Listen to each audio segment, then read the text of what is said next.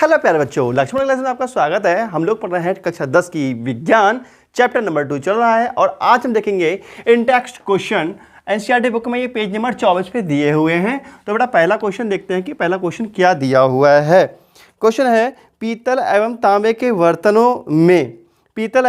बर्तनों में दही एवं खट्टे पदार्थ क्यों नहीं रखे जाने चाहिए।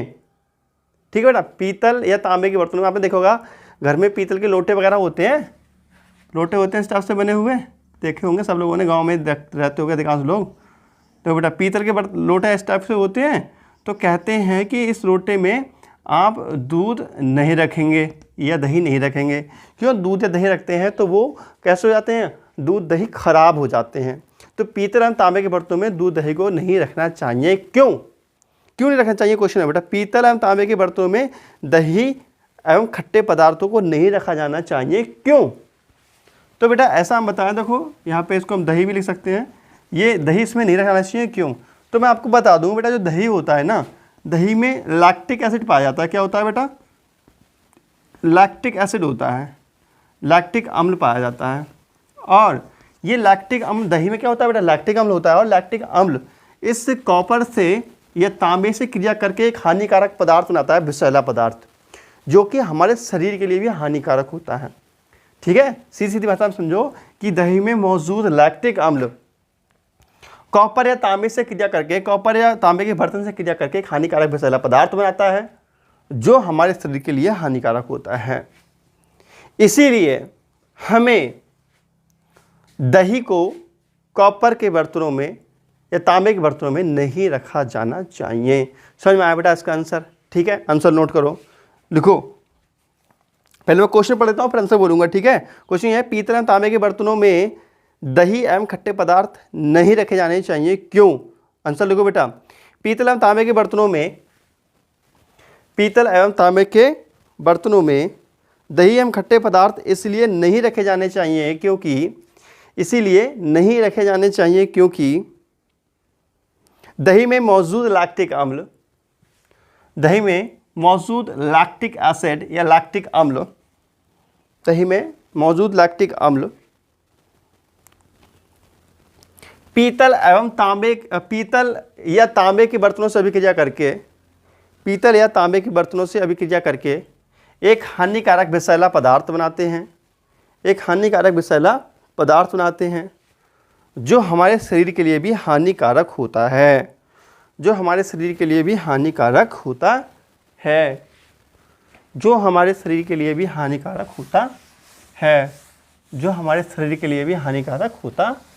है। समझ में आया बेटा आपके इसका आंसर। ठीक है, अब देखते हैं क्वेश्चन नंबर 2 कि क्वेश्चन नंबर 2 क्या है। बेटा क्वेश्चन में नोट करते जाना साथ साथ। ठीक है, क्वेश्चन नंबर 2 है धातु के साथ अम्ल की अभिक्रिया होने पर, धातु बेटा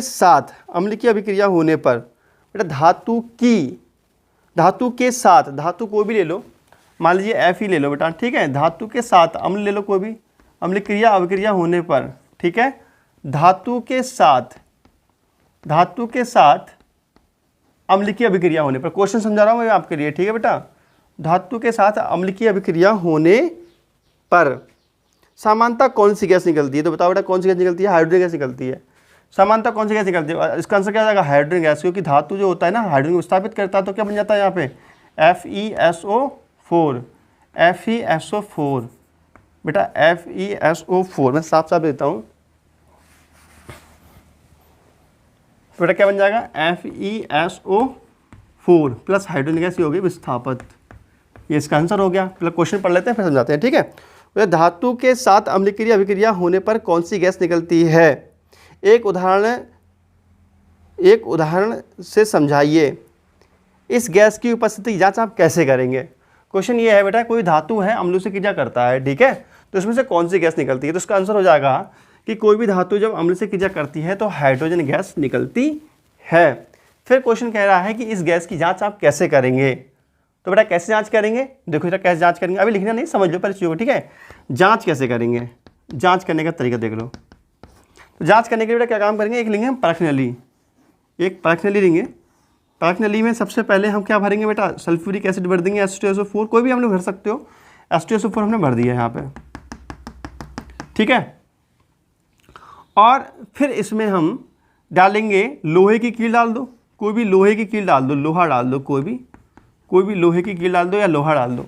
तो बेटा क्या होगा, इस परख नली से हाइड्रोजन गैस निकलेगी। क्या निकलेगी बेटा? हाइड्रोजन गैस बाहर निकलेगी। अब हाइड्रोजन गैस बाहर निकल रही है, नहीं निकल रही, इसकी पहचान कैसे करेंगे? तो इसकी पहचान करने के लिए एक तरीका है, आप क्या काम कीजिए, मोमबत्ती लेकर के आइए। क्या लेकर के आइए? मोमबत्ती लेकर के आइए, और मोमबत्ती यहाँ जलती होगी इस तरीके से। जब मोमबत्ती जलती होगी बेटा, तो मोमबत्ती से कैसी आवाज़ आएगी? मोमबत्ती में से फट फट की आवाज़ आएगी। मोमबत्ती में से कैसे बेटा? मोमबत्ती में से फट फट फट की आवाज़ आती है, फट फट फट फट ऐसे आवाज़ आती है। समझ में आया आप लोगों के? तो जांच कैसे करेंगे बेटा कि जहाँ से हाइड्रोजन गैस निकलती होती है उसके पास हम परख नली के मुंह के पास हम जलती हुई मोमबत्ती के लेकर जाते हैं, तो वहाँ फट फट की आवाज़ होती है, तो हम समझ जाते हैं कि यहाँ पे हाइड्रोजन गैस निकल रही है। बात समझ में आ रहा है बेटा?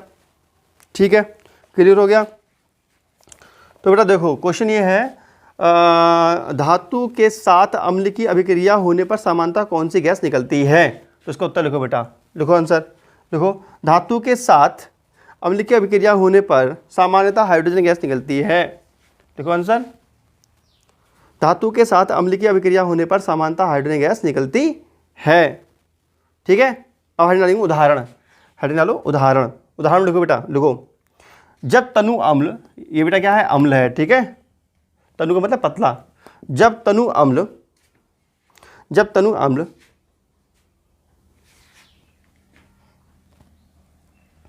लोहे की छीलन से अभिक्रिया करता है, जो लोहे का छीलन ले लो बेटा, लोहे का छीलन या लोहे का पराठा कह सकते हो। जब तनु अम्ल लोहे की छीलन से अभिक्रिया करता है तब हाइड्रोजन गैस निकलती है, तब हाइड्रोजन गैस निकलती है। ठीक है बेटा, अब ये रिएक्शन नोट कर लो, रिएक्शन नोट कर लो। ठीक है, अब है डालो बेटा जांच। क्या डालोगे? जांच। है डालो बेटा जांच। देखो बेटा जांच में, जब हम इस हाइड्रोजन गैस की परख नली के पास, जब हम हाइड्रोजन गैस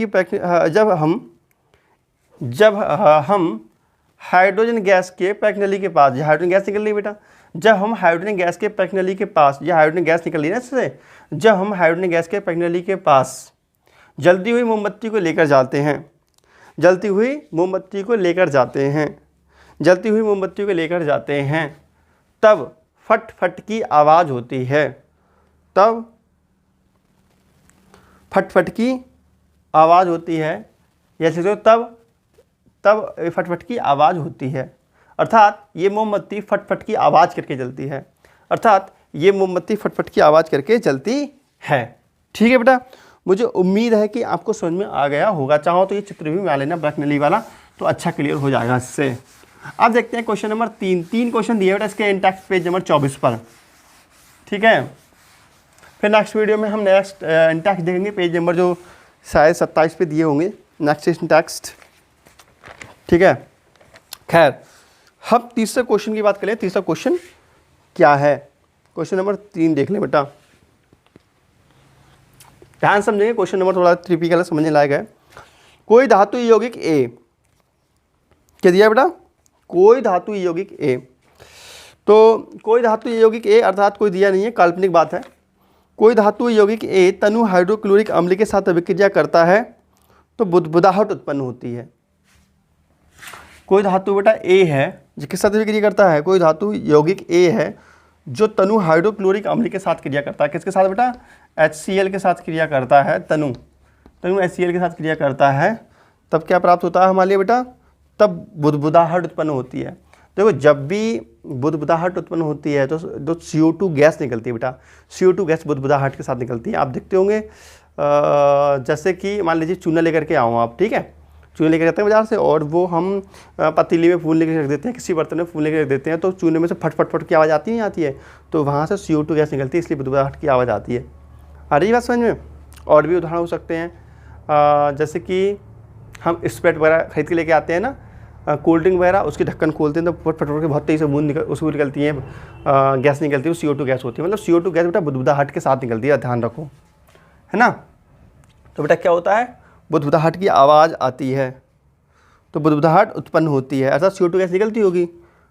ठीक है बेटा, बुदबुदाहट उत्पन्न होती है। इसमें उत्पन्न गैस जलती हुई मोमबत्ती को बुझा देती है। और हाँ सुनो, अब जैसे कि किसी प्रज्ञानली से CO2 गैस निकली, कैसे पहचान करोगे? उसके ऊपर मोमबत्ती रखोगे आप जलती हुई, तो मोमबत्ती क्या होगी? जल जाएगी। मोमबत्ती क्या होगी बेटा? बुझ जाएगी। सॉरी, मोमबत्ती क्या होगी? बुझ जाएगी।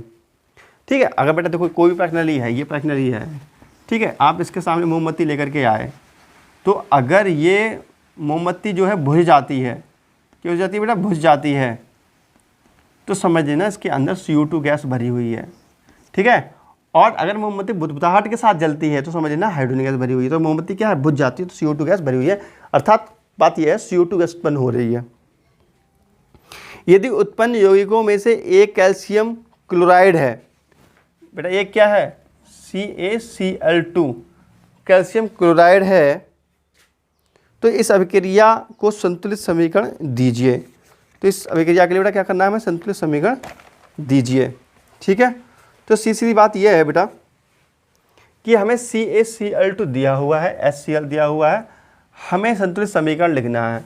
और देखो क्वेश्चन बता रहा है कि CO2 गैस भी निकलती है, बताया नहीं बताया?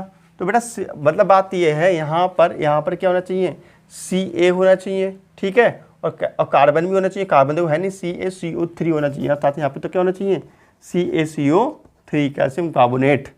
ठीक है। तो देखो बेटा CaCl2 आ गया, तो 2 लगाओ, और यहाँ से क्या होगा? CO2 निकल गया, बचा H2O। बेटा H2O ये होगी संतुलित समीकरण इसकी। ठीक है। ये क्या होगी बेटा? संतुलित समीकरण हो गई इसकी। ठीक है। इसका बेटा आंसर लिखो। देखो कार्बन डाइऑक्साइड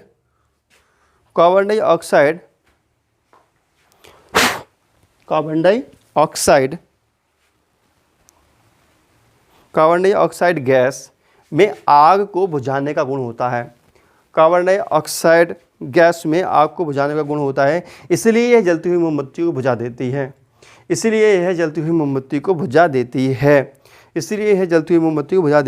ठीक है बेटा। नीले से लिखो। यौगिक A अवश्य ही कैल्शियम कार्बोनेट है। यह है बेटा कैल्शियम कार्बोनेट। ठीक है। ये क्या है? Calcium carbonate. देखो यौगिक अवश्य ही कैल्शियम कार्बोनेट है, ब्रैकेट में CaCO3 लिख लो। यौगिक A अवश्य ही कैल्शियम कार्बोनेट है। यह तनु HCl से विक्रिया करके CaCl2, CO2 और H2O बनाता है। ठीक है बेटा। अब जो नेक्स्ट क्वेश्चन है पेज नंबर 27 पे है, तो ये देखेंगे हम नेक्स्ट लेक्चर में। ठीक है। तो वीडियो अच्छी लगी तो कर दीजिए लाइक, चैनल कर दीजिए सब्सक्राइब। तो बेटा मिलते हैं नेक्स्ट वीडियो में, तब तक नमस्कार, जय हिंद, वंदे मातरम बेटा। Okay bye bye.